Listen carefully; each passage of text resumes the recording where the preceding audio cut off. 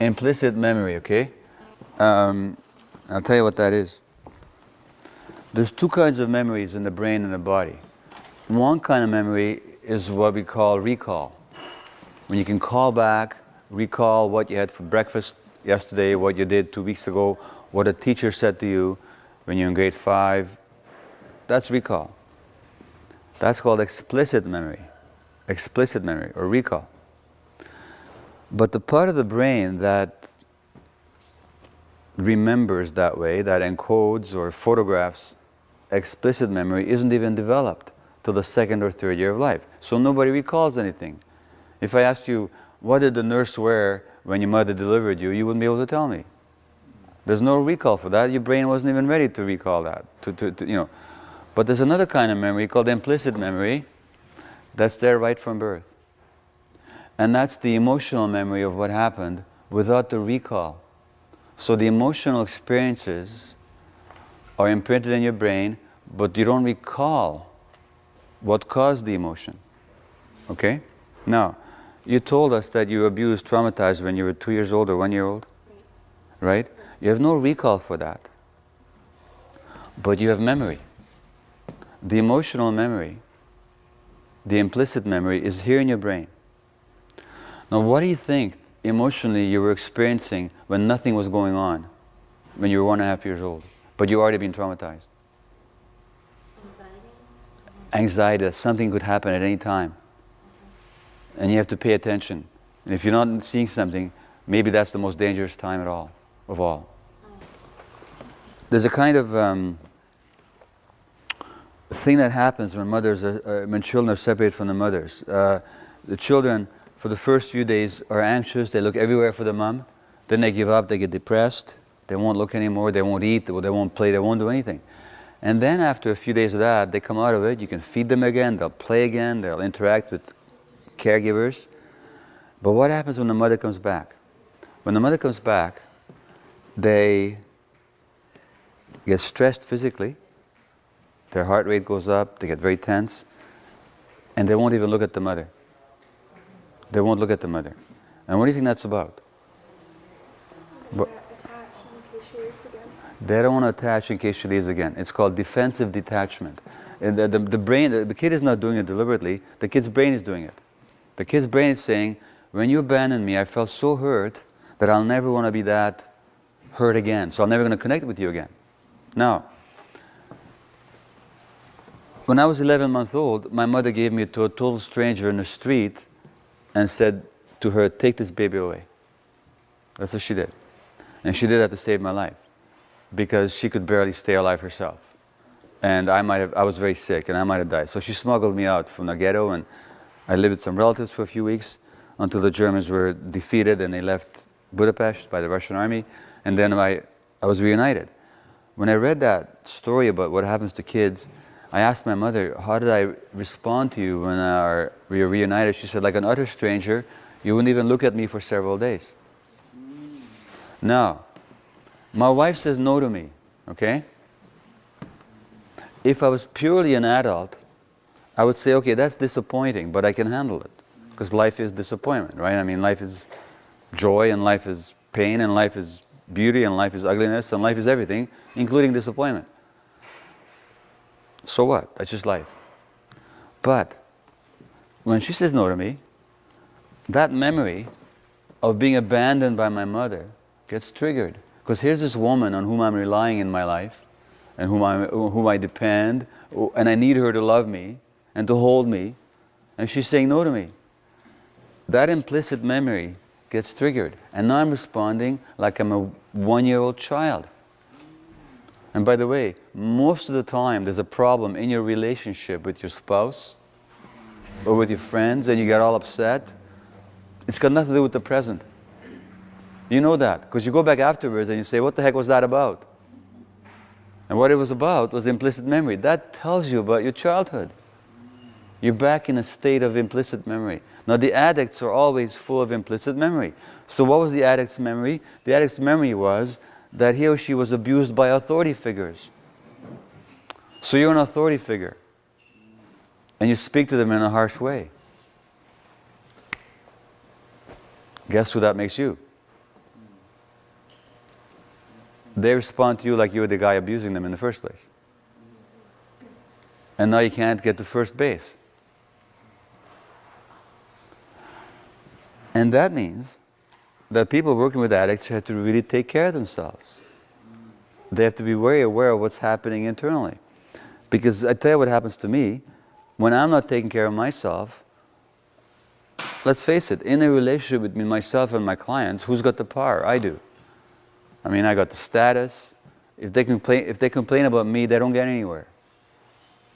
I mean, let a druggie from the downtown east side go to the College of Physicians and make a complaint about a doctor. How far will they get? I'm just saying I'm not saying how it should be, I'm saying how it is. And all their lives, they have never experienced any power at all. So they won't even, they've threatened and all that. I don't give them prescription. Okay, I'm going to the college. Okay, go ahead.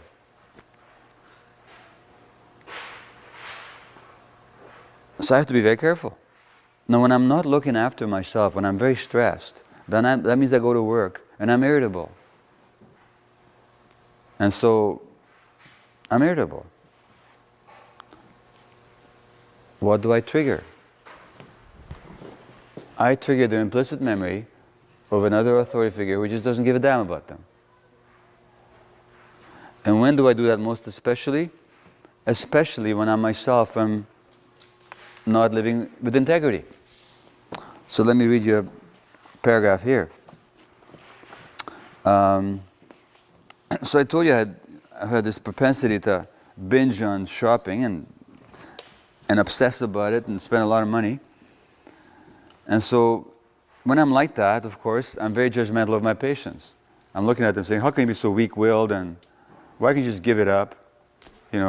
Exactly what I'm doing myself, right? We always judge other people for exactly we don't deal with in ourselves. In January 2006, when I'm in the midst of an extended CD obsession, and of course when I'm buying compact discs, of course, I become a complete addict. I lie. I bring them home, and my wife says, have you been shopping again?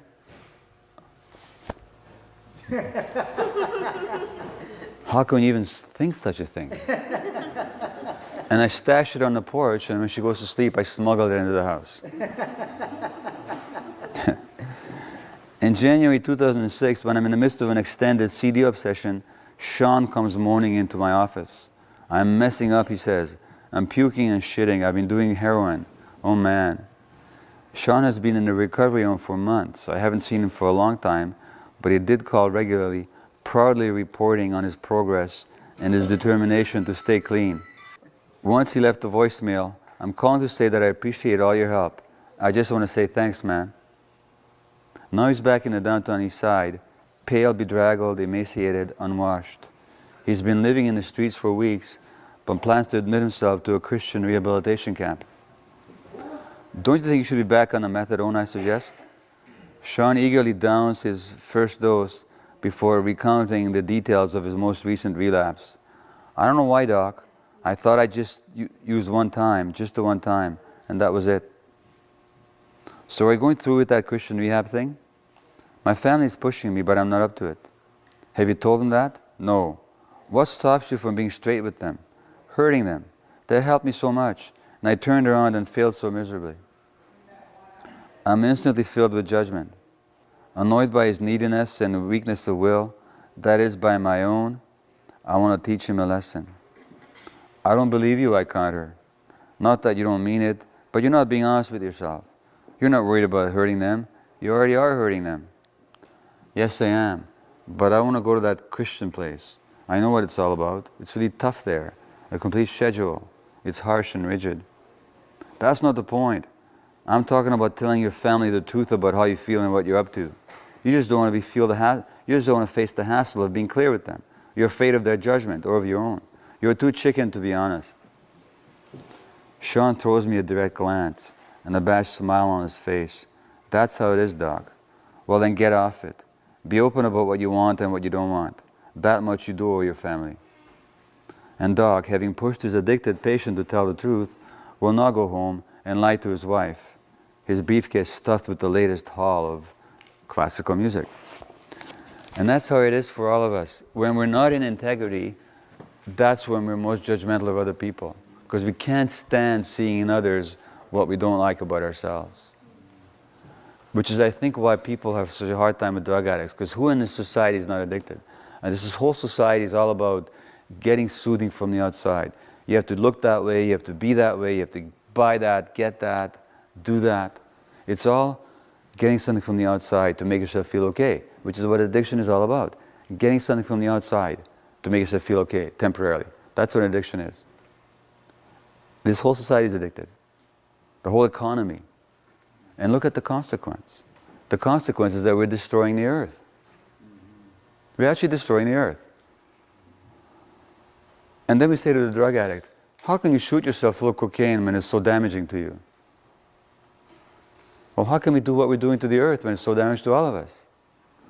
But we can't stand seeing that part of ourselves. So we push it all to the addict and say, what's wrong with you? So the biggest thing that stands in the way of society helping the addict and of people individually helping the addict is their judgments. Is the judgments. So I'm going to ask a question now. I'm going to ask you to look at, now, by the way, there's nothing wrong with having judgments. It's very human. You can't help it. In fact, you're not even doing it. When you have a judgment, you're not doing it. It's not that you deliberately say to yourself, what judgment can I come up with? Nah, your brain does it, right? You're not even there. Your brain is doing it without you. You didn't deliberately make. So when I say there's nothing wrong with it, it's perfectly human. There's nothing wrong with the judgment being there. The problem is when you believe the judgment. So the thing is to notice it. Because if you don't notice it, it's going to get in the way. So I'm going to ask you a question now. So I'm just going to ask you to look at yourself now. And tell me, if you're willing to, I'm going to invite you to tell me, to share with me, some judgment that you've had about an addict in your life. It could be somebody else. It could be yourself.